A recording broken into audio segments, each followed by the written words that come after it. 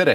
Te vaatate saadet Luik grillib ja minu tänaseks stuudiokülaliseks on Riigikogu põhiseaduskomisjoni esimees Marko Pomerants. Tere! Tere! Kohe peaks ilmuma sügisel raamat, ma saan aru, algajale, kuidas see oligi, õpik algajale ministrile. Millest see raamat siis, millal ta täpselt ilmub ja millest teil juttu tuleb? Kuupäeva veel ei tea, aga seal ongi minu kontseptsioon sellest, kuidas minister olla ja see raamat algab enam-vähem sellest hetkest, kui erakonna esimees või keegi teeb kas kõne või siis räägib, et kuule, mul on selline pakkumine ja lõpeb sellega, kui sa viimasel päeval oma asjadega ministrikabinetist välja kolid ja kõigest sellest, mis sinna vahepeal jääb. Nii, et on selline praktiline käsiraamat? Seal on igas peatükis on õpetussõnad, mida tuleks silmas pidada ja kindlasti ka palju elulisi näiteid, nii et loodan, et see on väga hea raamat. Kui mitmes valitsus, sa oled vist 4 erinevas valitsuses? Ja 4, kuigi 3 peaministri siis...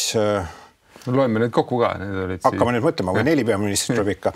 Et Juhan Partsiga hakkasin peale, siis Andrus Ansipi valitsuses olen olnud, Taavi Rõivase valitsuses olen olnud ja Jüri Ratase valitsuses on olnud. See 4-3 läks mul segamini lihtsalt nii-öelda erinevate portfellide kontekstis. 3 portfelli ja 4 peaministrit. Milline portfell see kõige raskem oli? Ma arvan, et esimene mõneti. Sotsiaalministri portfell sellepärast, et ma tulin Rakverest Tallinnasse poliitikasse ja kohe see algas peale. Et kui tuua siin mõni näide, mida ma ka seal raamatus kirjeldan, peatükis minister ja siis Riigikogu infotund, siis ma ei olnud seda saadet või formaati elu sees näinud televiisorist ka mitte. Aga mul tuli siis praktiliselt 6 aega ametis olnuna minna infotundi küsimustele vastama ja kui stenogramme lugeda, siis kokkuvõttes on täitsa pole viga. Ja sotsiaalvaldkond, tol hetkel oli see ühe ministri portfell, ma arvan, et see on hallatav, nii tervishoid kui siis ka kogu see sotsiaalkaitse, kemikaalide valdkond veel sinna otsa, siis rahval on kogu aeg ootused üleval. Vaja oleks ju ikkagi paremaid elamistingimusi, rohkem raha. 2004. aasta kevadel oli hetk, kus Toompeal oli mingisugune 5000 inimest ajakirjanduse andmetel, kes nõudsid sotsiaalministrit aru ja püüdsin inimestega rääkida. Ka väga naljakaid seik oli selles samas meeleavaldusel, nii et sealt edasi kõik on juba ükskõik mis portfelli puhul lihtne. Ma olen öelnud seda, et peab olema põhioskuste pakett ja siis on võimalik sariminister olla. Mõni poliitik ütleb isegi, et sotsiaalministri amet ongi selline tänamatu töö, et ta hea meelega seda üldse, seal põhimõtteliselt saab ainult avalikkuse käes peksa ja alati on kellelegi see otsus vastukarva. Ja ma ütlen teistpidi, et kes on olnud sotsiaalminister, see võib ükskõik mis portfellit Eestis omada ja jällegi võib-olla raamatust ja elust korraga üks naljakas seik, et kui meil oli üks kabineti istung, siis Taavi Rõivase valitsuskabineti ajal ja Rannar Vassiljev, värske siis sotsiaalminister, ütles, aga mulle maja ütles, siis hakkas kabineti istungil tohutu naerulagin. Ja need lagistajad olid siis Taavi Rõivas ise, mina, siis Urmas Kruuse, kes oli seda portfellit juba kannud ja Hanno Pevkur. Nii et mis on huvitav, et 10-15 aastat tegelikult Eesti poliitikas teemad kestavad täielikult ja nii-öelda ikka otsitakse lahendusi, et kui ma toon sotsiaalvaldkonnast mõne näite, siis see sama rehabilitatsiooniplaanid, et kuidas siis jõuaks rahaga selle nii-öelda abivajajani, mitte kogu auri läheks hindamise peale ära. See on see teema, alkoholipoliitika võiks olla teine stiili näide ja nii edasi, et eripensionid, et sellised igialjaid teemajasid, mis 15 aastat vastu peavad või siis Siseministeeriumi valdkonnast seesama lühimenetlus, eks ole, et kui sa tee peal oled patustanud, hetkel aktuaalne teema, mitte mulle isiklikult, ma loodan, aga mitte edaspidi, aga üleüldse on ju, et siis politseinikkel ei läheks mingisugune 20 minutit sinu siis selle väärteo menetlemise peale, vaid saaks võtta järgmise ohvri juba kiiremini ette. Kas ühte ministeeriumi juhib tegelikult sisuliselt kantsler või asekantslerid või minister või sõltub see nendest konkreetsetest inimestest, kes seda ametit peavad seal? Ka minu elus olen ma seda rolli või lähenemist muutnud, et kui ma võtan esimese korra, siis sa kindlasti püüad nii-öelda keskenduda kõigele nagu. Ja ma olen järjest lasknud siis ohjasid lõdvemale ja tõepoolest, kui sa võtad igapäevase majapidamise mõttes kogu haldusala pean ma silmas, eks ole, siis kantsler on see, kes püüab selle suure pildi koos hoida, tegeleb selliste vahvate asjadega nagu tööplaanid ja nii edasi, millesse ma pole kunagi väga nii-öelda innustunult suhtunud, et tegelikult on olemas elus päriselu probleemid, mida tuleks siis püüda sulle jäetud aja jooksul ära lahendada. Aga no asekantslerid kindlasti vaieldamatult Eesti siis mis tahes valdkonna poliitikate siis nii-öelda sisuliidrid. Toome keskkonna näiteks ole, Meelis Münt oli siis kliima, välisõhu, rahvusvaheliste suhete asekantsler, nüüd saanud siis värskelt kantsleriks ja neid Ando Leppimann näiteks Majandus-kommunikatsiooniministeeriumis. Meil on tihti lugu olnud ka, kui ma olen minister, sellised hetki, kus me Leppimanniga oleme kohal, siis kahekesti debateerivas, keegi on veel, et siis tavaliselt on hea üritus, et ka inimene, kellelt ta võib-olla Eesti energeetika, riiklik energeetika seisukohti keegi ei kujuta ette, et tuleb Ando siis nagu silme ette. Aga okei, see on arusaadav, aga milline on ikkagi siis selle konkreetse ministri roll mis tahes ministeeriumi juhtimisel, et kui palju ta saab üldse sekkuda? Selge see, et esimest päevast peale üritab ministeerium teda ära kodustada. No fakt on see, et ongi olemas sellised asjad nagu tööplaanid ja kas minister on või ole, eks ole, siis on mingisugused sellised asjad, millest mina kutsun siis seal raamatus ennast mitte laskma segada, et kindlasti on ministril olemas koalitsioonileppe, eks ole, mida siis teinekord tuleb koos oma ametnikega hakata desifreerima, et mida siis tegelikult mõeldakse, et kui sa võtad sellise lihtsa ja tänaseks päevaks väga harjumuspärase asja nagu vanema hüvitis, eks ole, et me teame, kus ta siis algas seal 2003. aastast see debatt, eks ole, et emapalk, seda siis peab Reformierakond oma lubaduseks ja oli ka Res Publica lubadus tol hetkel ja me ta 1. jaanuarist 2004 jõustasimegi, aga hästi palju siis hakkab kohe detaile, et kui on ema, miks siis ei saa ikka ka isa, on ju. See sama debatt, mis täna käib, et kui paindlik see siis olla saab. Meil olid tol hetkel terve plejaad tublisid arste, siin Nelli Kaalikova, Urmo Kööbi, kes on tänaseks meie hulgast lahkunud, Andres Kork ja nii edasi. Ema roll, Rinna Piim on ju, esimene pool aastat ja nii edasi. Kuidas kõik need tööiste sissetulekutega üldamised, kas töötada võib või ei või. Nii et minu üleskutse on sellistes suurtes olulistes asjades olla ise laua taga kontseptsiooni nii-öelda staadiumis koheselt, siis sa saad olla eestöötaja, tempotegija ja nii edasi. Ja seal samas raamatus ma ütlen, et kindlasti enne seda, see puudutab mis tahes eelnõu nüüd, enne kui sa lähed Riigikogu ette, siis kas komisjoni või Riigikogu saali esimesel lugemisel valitsuse poolse eelnõuga, siis võiks olla sa temaga vähemasti tutvunud, et see on see viimane hetk. Aga tuleb olla kohal siis suurte otsuste ja valikute tegemisel, mida ministrilt oodatakse, eks ole, igapäevased asjad, mis puudutab, ma ei tea, telefoni kululimiit või midagi sellist, et no tuleb lasta kantsleril tegutseda või haldusala asekantsleril. Nii et see on selline üritada natukene kehtestada ennast ja samas peab kindlasti selle tiimi liige olema, sest muidu nad lihtsalt üritavad justkui välja sellest süsteemist. Viimasel korral, kui ma Keskkonnaministeeriumisse jõudsin, siis ma lugesingi nii-öelda avakõnes ette kõik oma ootused, et millist kohvi ma joon ja kuna seal vahepeal on olnud sellised periood, et oli selline, kõik tahtsid Rahvaliidu liikmed olla ja kõik tahtsid olla järgnevalt siis Reformierakonna liikmed, siis ma ütlesin 2 nädalat on aega, et liituda IRL-iga, et selline loogilised käsulauad, jah. Ja palju liitujaid oli? Statistikat ei teinud, aga ma arvan, et tegelikult nad suutsid jääda iseendaks ja said aru, et minu siis väljaütlemine oli pigem siis tõgamine selle eelneva suhtes. Viimase poole aasta üks kõige kuumemaid teemasid on olnud 2 väga kuuma teemat on olnud mõlemad keskkonnaga seotud. Üks on siis Tartusse tselluloose tehase ehitamine, mis tänase seisuga jääb ära ja teine on see, et kui palju tohib Eesti metsa raiuda. Kui ma sellest tagumisest hakkan peale, siis tänaseks juba endine kantsler Andres Talijärv oli mees, keda kahtlustati kogu aeg, et ta tegelikult töötab nagu metsaärimeeste nii-öelda huvides.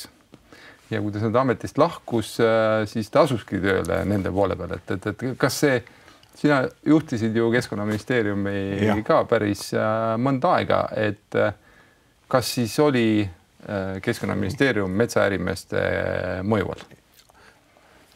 Kantsler Talijärve näide, ka õpetlik raamatus kirjas. Tema on ilmselt Eestis üks ainukene siis tippametnik, keda on süüdistatud oma erialase pädevuse pärast. Et kui me võtame inimese, kes, see peaks olema nagu ideaal enam-vähem on ju, et inimene on töötanud erasektoris, selles valdkonnas on ju, siis tal on riigisektori kogemus, erasektori kogemust tänaseks päevaks nagu võib-olla 2 aspektist, et Erametsaliit ennekõike täna kui erametsa omanike esindaja, metsatööstus lihtsalt kui töötlejate esindajad, et mida veel võiks üks siis rahvas tahta, kui tal on asjade juures inimesed, kes tegelikult asja tunnevad. Et minu meelest rohkem selliseid inimesi ei ole, keda süüdistatakse oma asja tundmises ja hästi loogiline on ju see, et kui ja õnnelik selline juhtum, et kui sul ei ole valitsussektoris võimalik jätkata erialasel tööl, et sa tegelikult ka saad jätkata eriala, mida sa oled õppinud, kus sa oled töötanud, mida sa tunned. Nüüd tulles nende 2 teema juurde, eks ole, siis nad on natukene seotud, eks ole, et kogu möll käib selle üle ju, et kui palju siis on võimalik aastas saada puiduressurssi ja kes saab sellest midagi teha, et see on nagu selline lihtsustatud küsimus.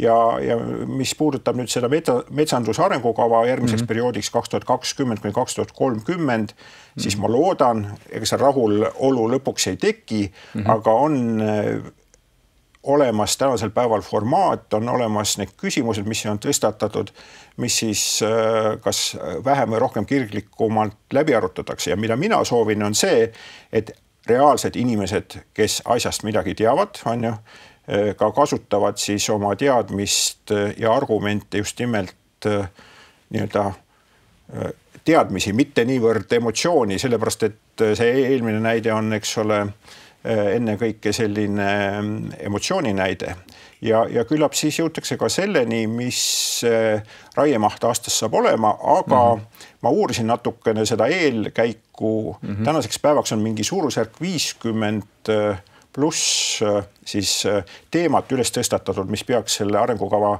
käigus ära tehtama, et ma toon jällegi nii-öelda näite, mis kuidagi haakub tänase päevaga, on metsa tulekahjud, eks ole, ja ühelt poolt, kuidas elurikkus hävib, ja teisest küljest ökoloogide debatt, et tegelikult peaks olema selliseid proovitükke, kus saaks vaadata, kuidas siis mingid liigid saavad omale vungi sisse peale põlengut. Tänu tulekahjule, jah. Ja mis puudutab nüüd seda tselluloositehase teemat, siis minul on kurb, et sisuliste tegelikult küsimustenigi üldse ei jõutud. Et ka Keskkonnaministeerium selle keskkonnamõjude hindamise protsessi jaoks püstitas vähemasti 14 sellist suuremat teemat, mis tahavad vastuseid. Kogu aur läks selle peale, öeldi, et siin on mingisugused arendajad, kellel üldse vastused ei ole, aga et küsimusi tegelikult legaalselt ei suudetud püstitada või tähendab selleni ei jõutudki üldse ja minu meelest ka teadlaste puhul tekkis see aur läks nagu selle nimbi nii-öelda teema peale ehk mitte minu tagaaias siukseid asju ei tehta, on ju, et kui ma suudan ajakirjandusest midagi välja tuua nagu sisulist, on ju, siis mulle meenub näiteks üks professor Enn Loigu artikkel Eesti Ekspressist, kus ta reaalselt püüdis selle Emajõe situatsiooni kohta kirjeldada, mis on need asjad, mida tuleks uurida, on ju, kogu see lugu fosforikoormusest ja lämmastikukoormusest, on ju, ja mis nüüd nagu juhtub, on ju, et kui me oleks jõudnud kuhugile selle arutelude uuringute käigus siis võib-olla oleks jõutud ka selleni, et millised võiksid olla need täiendavad meetmed, et Emajõe siis olukorda parandada selles osas, mis on kõik need muud hajureostusallikad, näiteks on see siis põllumajandus või miskid muud. Aga selles suhtes läheb elu edasi ikka ju vanaviisi, et me ei saanud mingisugust uut teadmist, me ei lahendanud mitte ühtegi probleemi, me oleme teinud läbi küll ühe demokraatia kooli, aga samal ajal nagu venelased ütlevad, ei людям, et ei endale ega teistele mingit uut teadmist. Aga samas, kui rohkem kui 4000 inimest tuleb Tartus nii-öelda Emajõe äärde ja ütleb, et ärge ehitage meile seal tehast ja ärge uurige ka, kas seda saab üldse demokraatlikus riigis ignoreerida? Nõus, et see on igale valitsusel sel juhul väga suur väljakutse ja ega ma ei oska ka öelda, et mismoodi oleks nagu ratsionaalne käituda, mida oleks pidanud siis tegema kuidagi teistmoodi ja kas ongi võimalik sellistel juhtumitel üldse saavutada mingisugust ratsionaalset diskussiooni, et ma ei tea seda. Aga... See meelemuutus toimus kuidagi väga järsku ka, väga üks kavalamaid rebaseid Eesti poliitikas, endine peaminister Andrus Ansip veel märtsikuus ironiseeris sel teemal. Ma arvan, üks kuu aega hiljem järsku lülitus ka sinna tehase vastaste leeri. Kas sina tajusid või nägid, mida mis on nagu inimeste peades, seda ei saagi öelda, aga jällegi, et no fakt on see, et ta toimus on ju ja eks seda metoodikat on nüüd võimalik üsna lihtsalt kasutada ja mis mulle nagu, kuidas öelda, mis mind häirib, on ju mitte sellest tselluloosi debatis, aga et eks neid debatte ole siin väiksemaid ja suuremaid, et võtame näiteks Võru linna ja siis teise jalaväebrigaadi oleku seal on ju. Et see, mis puudutab siis harjutusväljakud on ju, ka teemana umbes pool nii vana kui mina või kui palju on kaasaegset Eesti riiki on ju, nüüd kus käib jutt sellest, et oleks vaja natukene maad, et nii-öelda seisvatele autodele on ju, tekitada hoiuplatsi, hakkab mingisugune debatt teemal, kuidas kinnisvara hinnad teiselt pool metsa hakkavad langema, siis mina küsin, et mille pärast me seda sõjaväge seal Võrus peame on ju, et kui ei ole vaja, pole vaja, viime ta siis sinna Jõhvi, kui kõik soovitatakse viia nii tselluloositehased, kui ma ei tea, mis veel on ju, Viru pataljon on olemas ajalooliselt, noh, teeme siis seda kaitseväge seal, kus ta on, aga noh, see saab olla mul ka nii-öelda lihtsalt, kuidas ma öelda, niisugune tögav või irooniline lähenemine. Ehk, et sina toetasid seda eriplaneeringu nii-öelda lõpuni viimist. Peamiselt lähtudes sellest, et me saaksime teaduslikult põhjendada vastused. Vastus jaa, et ma ei näe nagu, no, et see metoodiliselt oleks nagu olnud halb lahendus. Sellel lihtsal põhjusel, et kui vaadata seda asukoha valikult päriselt on ju, et siis see eeldabki mitmed kohalikku omavalitsust ja kuidagi vaadata, et see võiks olla sünkroonis siis, kus see algatatakse igas omavalitsuses eraldi, et see on üsna selline raske protsess. No võib tuua näited, et ongi ettevõtjad, kes oma ettevõtetele otsivadki niimoodi aastate viisi kohta ja see kuidagi õnnestu ja noh, ka on nagu õigus, aga ma ei heidaks midagi ette sellele eriplaneeringu protsessile. Noh, alati võib öelda seda, või küsida seda, et kas siis nüüd seaduse kohaselt see on see juhtum on ju, kus on siis riigil mingisugune kõrgendatud huvi, et see eriplaneering peaks saama tehtud ja mina ütlen, et see huvi peaks olema vähese ressursi tingimustes, eks ole, ikkagi leidma lahenduse, kuidas saada suuremat lisaväärtust ühest puiduosast. Pole maailma esimene probleem, nii-öelda julgeoleku kõrval näiteks on ju, aga igal juhul oluline küsimus. Ja. Räägime nüüd natuke põhiseaduse teemal ka, vahetame teemat. Endine erakonnakaaslane Margus Tsahkna avaldas hiljaaegu hulga ettepanekuid sisuliselt Riigikogu töö pea peale pöörata. Et Riigikogu liikmed käiksid seal nii-öelda muu töö kõrvalt, saaksid oluliselt väiksemat palka, küll aga oleks neil vaja mitte valitavaid nõunikke, et nende töö sisuliselt saaks tehtud. Olid veel ettepanekud, et erakondadele kõigile tulemusest sõltumatu võrdne nii-öelda riigi toetus. Kas sa oled lugenud kindlasti neid ettepanekud? Ei ole, aga ma aiman, et eks need on enam vähem ju ikka sealt samast ühest ooperist, kuidas reformida Riigikogu ja mul on olemas väga selge arusaam sellest. Nii, oleks hea kuulda. Kõige efektiivsem oleks tegelikult selline 3 inimesega Riigikogu. 2 oleks koalitsioonis ja 1 oleks opositsioonis ja Riigikogu liikmed võiksid olla Eiki Nestor, vana ja kogenud, on ju järjepidevushoidja, mina ja siis EKRE valib ise, kes siis neid esindab, et kumb Helmedest on ju. Aga et kui me tuleme päris elu juurde, on ju, et siis minu meelest on oluline, et poliitilised otsused teevad poliitikud, eks ole. Ja et kui me täna ütleme, et seadusloome nii ehk naa on protsendiliselt hästi suures osas ministeeriumites sündiv, eks ole, et siis ei peaks seda tendentsi võib-olla veel süvendama Riigikogu tasandil. Ja ma kindlalt olen seda meelt, et kui me võtame selle tänase Riigikogu töö olemuse või korralduse, kus meil on 10 teemakomisjoni ja me teame, et tegelikult saab neid olla natukene vähem, maaelu ja keskkonnaküsimused hästi haakuvad, võib-olla majandus, rahandus või ütleme välispoliitika, eks ole, ja riigikaitse, noh, mingisugust efekti seal võiks olla, aga et kui me võtame ikkagi, et sul toas on 10 poliitikut, kes on saanud siis nii nagu valimistulemus on, erinevatel põhjustel, vahel mõni valdkonna ekspert ka Riigikogusse, siis on oluline, et oleks kriitiline arv poliitikuid, Riigikogu liikmeid, kes selles teemas suudaksid kaasa rääkida. See ajas muideks läheb järjest paremaks, sellepärast et tekib suurel hulgal siis endisi ministrid kas või, keda ma julgen eksperdiks nimetada, et tänaseks päevaks me oleme suurusjärgus alates siis seal Edgar Savisaare sellest esimesest nii-öelda ülemineku valitsusest 170 pluss on ju inimest.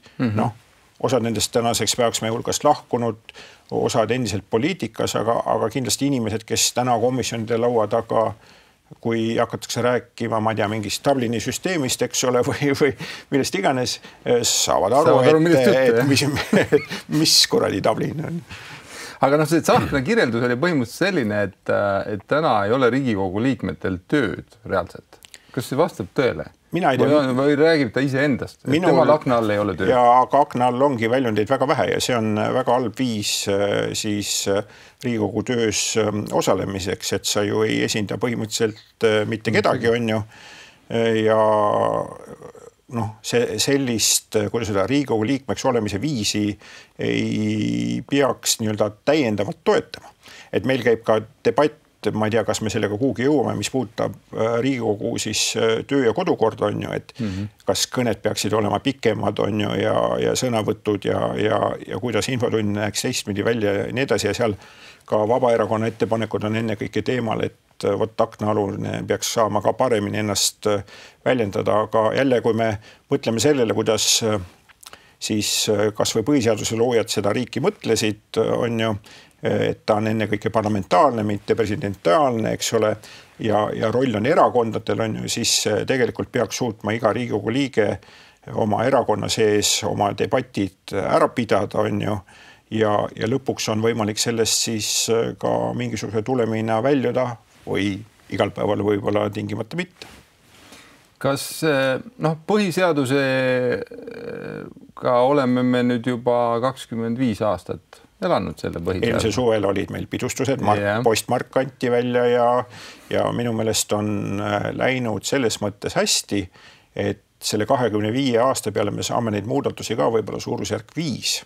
Et seal preambulit on natukene muditud, toodud seal eesti keele tähtsus juurde, riigikaitse juhtimist on parandatud ja nii edasi, aga et ma olen pigem seda meelt, et selle põhiseaduse raames on võimalik Eesti elu jätkuvalt nii, et majandus areneks, põhiõigused oleks kaitstud ja elu läheks edasi, nii et mina kindlasti ei kuulu nende inimeste hulka, kes arvavad, et peaks hirmsasti moderniseerima põhiseadust. Ma ei ole ka, nagu Villu Reiljan ütles, tippjurist põhiseaduse valdkonnas, eks ole, öeldes, et üldse ei ole jurist, on, aga eks see pikk töömehe elu on mind ju nende teemadega mitmest küljest kokku viinud.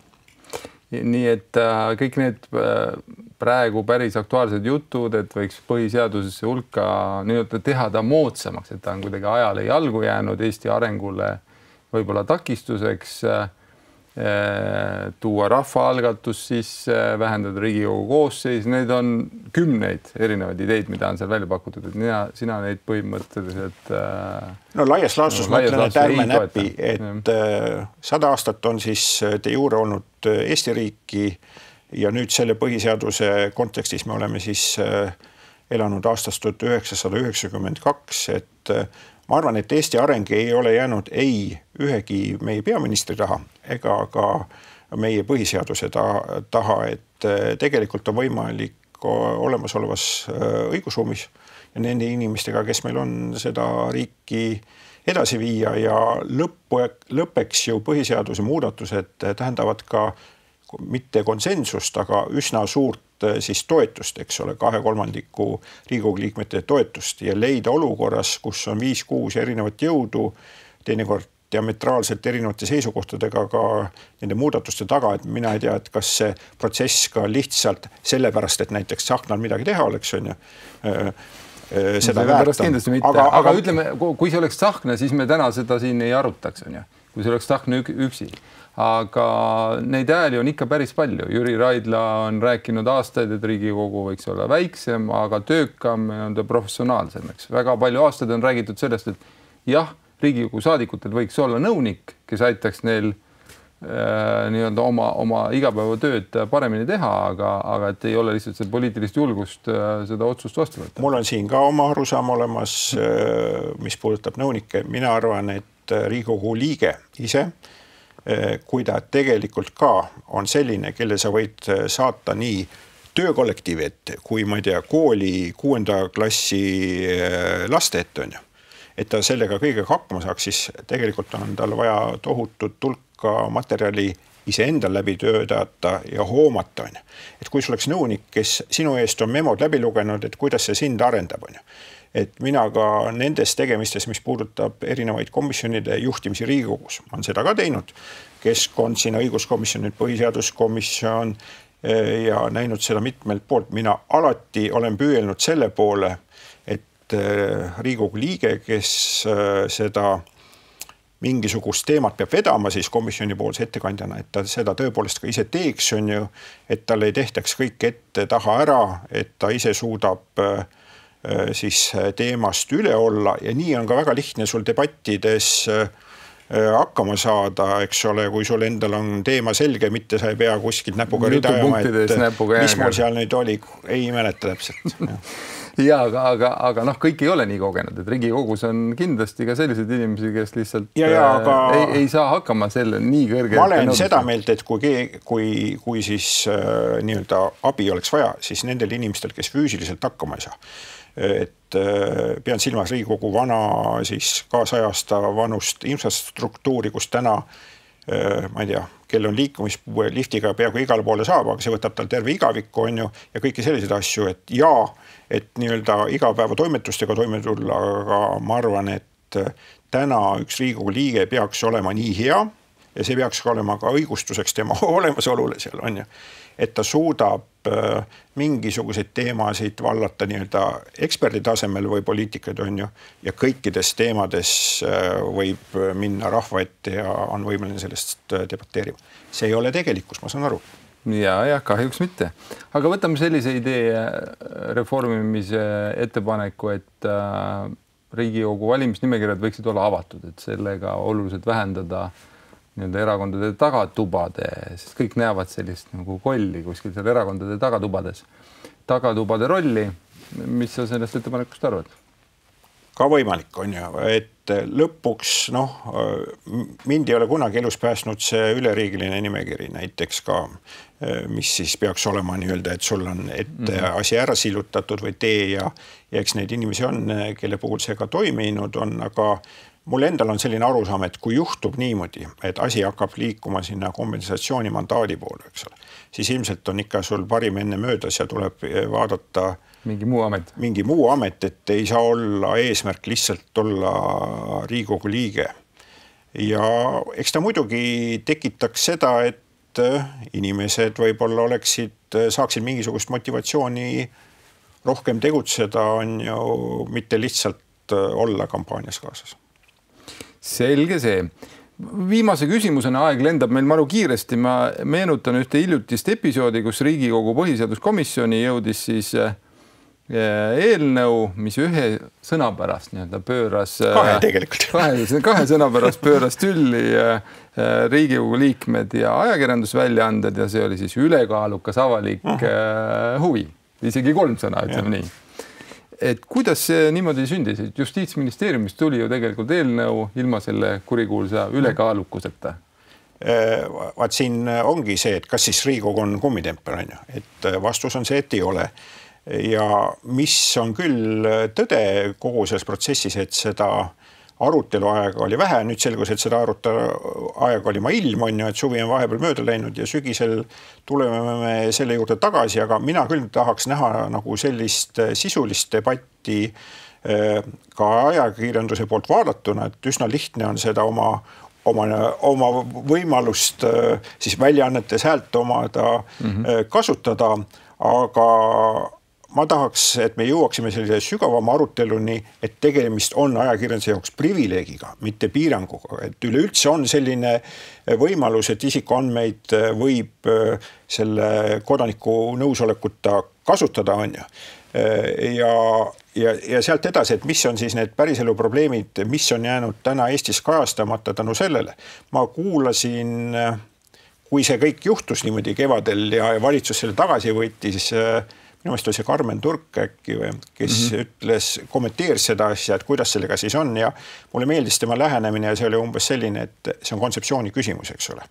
Ja ma siis loodan siiralt, et me nüüd ei ole sügisel olukorras, kus valitsus on ju oma eelnõu saatnud, et olgu koputatud, on ju, arutame siis ajakirjandus esindajatega, on nad siis omanikud, ma ei tea, või päris kirjutajad, et vahel nad isegi kattuvad, tuleb ette, on ju, et kuidas siis see demokraatia siis siin hädahus on ja keda siis siin päriselt suukorvistatakse. Ja keda kaitsma peab. Ja mul on aga ajakirjandusest oma arvamus, ma ei hakka seda üle kordama, et kas ma päevalehti loen või loe, aga minu meelest ajakirjanduse põhiprobleem on ikkagi see, et faktid oleks õiged, et ka seda teist arvamust või selle teise poole arvamust ka kajastatakse, et minu meelest ka näiteks Rahvusringhäälingu tasemel me tihti jõuda olukorrani, kus uudis jääb nagu, kuidas öelda, lõpetamata, et hea küll, et teinekord on see, et teine pool ei tahagi midagi öelda ja nii edasi või tuleb selline pooltõde, et no toon stiili näite ka viimasest korrast, on ju, viimasest nädalast Borodits hakkab meil liiklust juhtima või ühiskondlikku bussi juhtima, Tallinna bussi juhtima, on ju. Saab siis palgaks või sai mingi 6000 eurot plussi, on ju. Tohutu tabel tehtud. Kuidas ta nüüd on palju kõvema palgaline kui Tallinna linnapea Taavi Aas? Hiinan Ekspressi, on ju, mida ma loen Granaadi pärast ja peatoimetaja Veerg mulle meeldib, on ju. Et no, nemad suutsid siin hiljaaegu nagu päris tabeli esitada, kus on mingisugune 3-4 nõukogu juhtimist ka sinna ilusasti linna peale juurde pandud ja näeme, et ei vireleme linna pea sugugi nii, nagu see paistab oma 5000 euroga. Päris mitu tuhat eurot lisatasu, see on tõsi. Nii et 2004. aasta pressisõber Marko Pomerants on valmis riskima sellega selles debatis ajakirjandusega, et temast võib saada ka pressivaenlane mõnel juhul. Ma olen sellega arvestanud ja ma ei tee seda nagu jonni pärast, vaid mulle meeldib, et kõikides küsimustes, on see siis keskkond, on see mingisugune muu ühiskonnaelu, olgu see või ajakirjandus on ju, kuigi poliitikul oleks tark olla vait on ja vaadata, et sa saad igale poole eetrisse ja mitte mölliseda on ju. Et mulle meeldib selline sisuline arutelu ja siis ma tean seda, sotsiaalteadustes on väga lihtne on ju. Et see ei ole nagu matemaatikas, et kus 2 × 4 on kusagil 7-8 on ju. Et saab nii ja saab naa ja mingisugune seisukoht siis võidab. Ja meie tänanegi diskussioon oli väga sisuline, aga aeg sai otsa. Aitäh tulemast ja vaadake meid jälle nädala pärast.